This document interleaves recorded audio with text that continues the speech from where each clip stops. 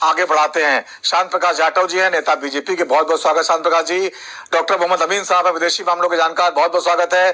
कमल नयन चतुर्वेदी साहब हैं, civil defence के एक्सपर्ट, बहुत बहुत स्वागत है। और देवानंद साहब है, रक्षा विशेषज्ञ, बहुत बहुत स्वागत है। सबसे पहले शांत प्रकाश जाटव जी, एक बयान आपका हो जाए। लगातार प्रधानमंत्री बैठकें कर रहे हैं, सेनाध्यक्षों से मिले, उसमें जो है रक्षा जुड़े सारे अधिकारी शामिल हुए, पूर्व सेनाध्यक्षों से मिले। किस तरह की कार्रवाई प्रधानमंत्री करते दिखाई दे रहे हैं, किस तरह के अलर्टनेस है ये? देखिए, पहलगांव की घटना के बाद में जैसे ही हमने एक्शन लिया, हमारी सरकार ने मोदी जी के नेतृत्व में जो एक्शन लिया, तो आज मैं पहली बार आपके साथ में डिबेट में बैठ रहा हूँ। और मैं समझता हूँ कि उन्होंने, प्रधानमंत्री मोदी जी ने जिस तरीके से हमारे तीनों जो सेना अध्यक्षों को जिम्मेवारी दी, उसका हमारे सेना अध्यक्षों ने, बल्कि हमारी सेना ने पूरा बेहतरीन तरीके से पालन किया। और जिस तरीके से शुरुआती दौर में वो एकदम जो अटैक किया, उन तमाम ठिकानों पर जहां से ये पाकिस्तान जो है आतंकवादियों को शरण देता था, ट्रेनिंग देता था, और वहीं के लोगों ने जिस तरीके से इस चीज को उजागर भी किया कि हाँ, यहाँ पर इस प्रकार की ट्रेनिंग चला करती थी, वहां की जनता ने ही खुद प्रूफ दिया। हमें खुद प्रूफ लेने की, हमारी सेना को प्रूफ लेने की आवश्यकता नहीं पड़ी।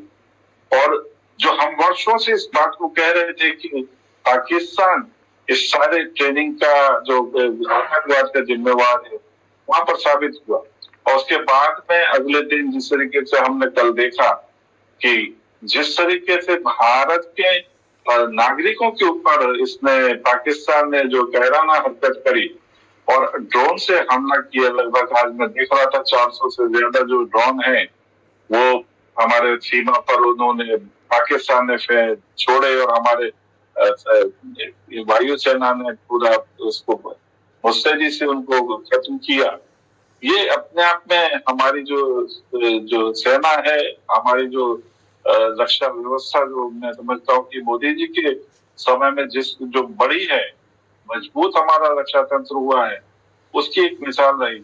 मगर उसके बाद आज मैं देख रहा हूँ कि कहीं ऐसा ना हो कि पाकिस्तान जो है और बड़ी हरकत करे, क्योंकि तुर्की और ये सब लोग ये जो जहाज खड़ा कर दिया और तमाम तरीके के बौखलाहट में कहीं कोई गलत स्टेप ना उठाए, तो आज अलर्ट होने की आवश्यकता भी देखी गई। और उन सब चीजों को ध्यान में रखकर कि हमारी जो राजनाथ सिंह जी रक्षा मंत्री और हमारे प्रधानमंत्री जी जिस तरीके से सभी सैनिक जो हमारे अधिकारी हैं उनके साथ में लगातार चर्चा कर रहे हैं, मैं समझता हूँ कि सावधानी रखने की बहुत सख्त जरूरत है। बिल्कुल सावधानी रखने की जरूरत है शांत प्रकाश जी, और लगातार सरकार जो है वो सावधानी बरत भी रही है। और जो भारत कर रहा है, एक तरह से जो पानी को रोककर एक तरह से आघात दिया है, उसको भी पाकिस्तान में भारी पड़ने वाला है। देखिए, पाकिस्तान को हम एक मवाली देश के रूप में देखें तो ज्यादा बेहतर है। परिपक्वता तो उसने हमेशा आतंकवादियों को वहां पनाह दी, उनको पुष्ट किया, उनको ट्रेनिंग दी, और उसने किसी प्रकार के डेवलपमेंट पर तो ध्यान दिया नहीं, क्योंकि उसको ये मालूम था कि मैं यहाँ से बदमाश बनाऊंगा, आतंकवादी बनाऊंगा, तो इनकी जो सप्लाई है दूसरे देशों को, और वो लेने वाले भी थे, उसने खुद कहा कि अमुक अमुक देश जो है वो मेरे से इस प्रकार के आतंकवादी जो तैयार कराते थे। तो वो किसी भी सूरत में किसी नियम कानून को मानने वाला देश नहीं है।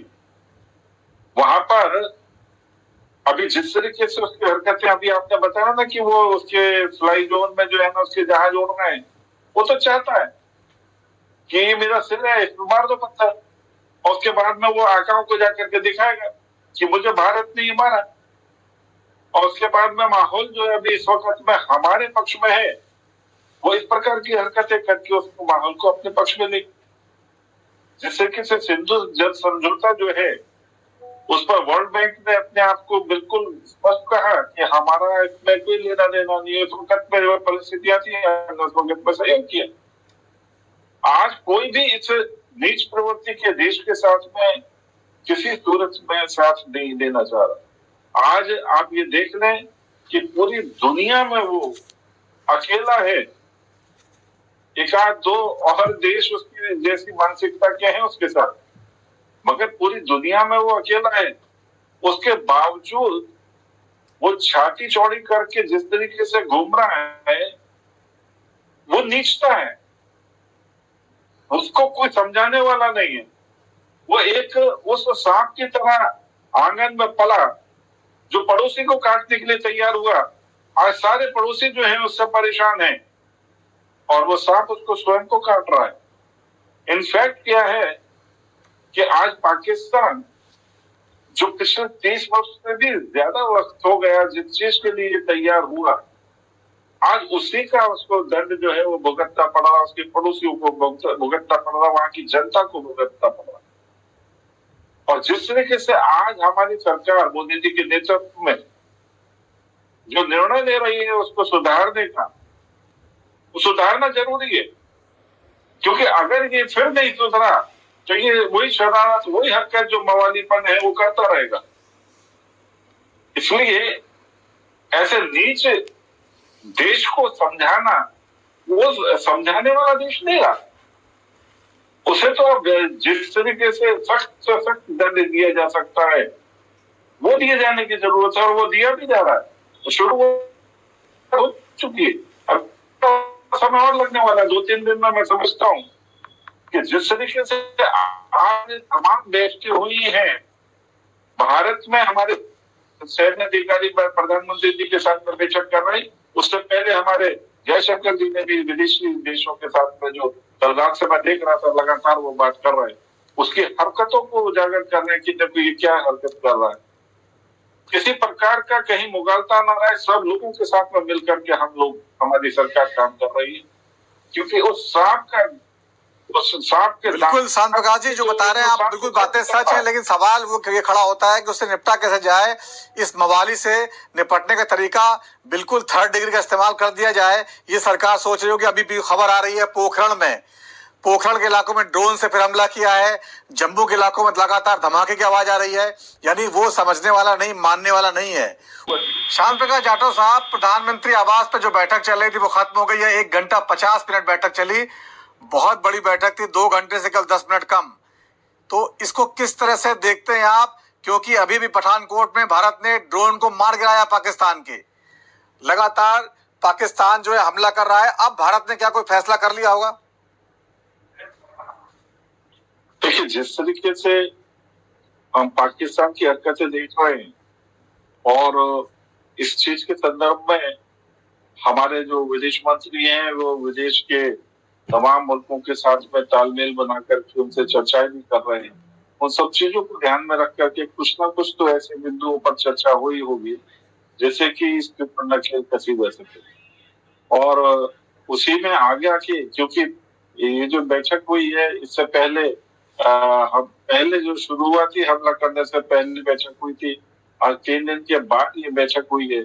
तो मैं समझता हूँ कि कुछ ना कुछ आगे आने वाले दिनों में या आने वाले समय में क्या निर्णय लिए जाए, क्या एक्शन लिया जाए, इसके ऊपर डेफिनेटली चर्चा हुई है। और वो मैं समझता हूँ कि 1-2 दिन के अंदर उसके परिणाम भी दिखाई देंगे, एक्शन भी दिखाई देगा।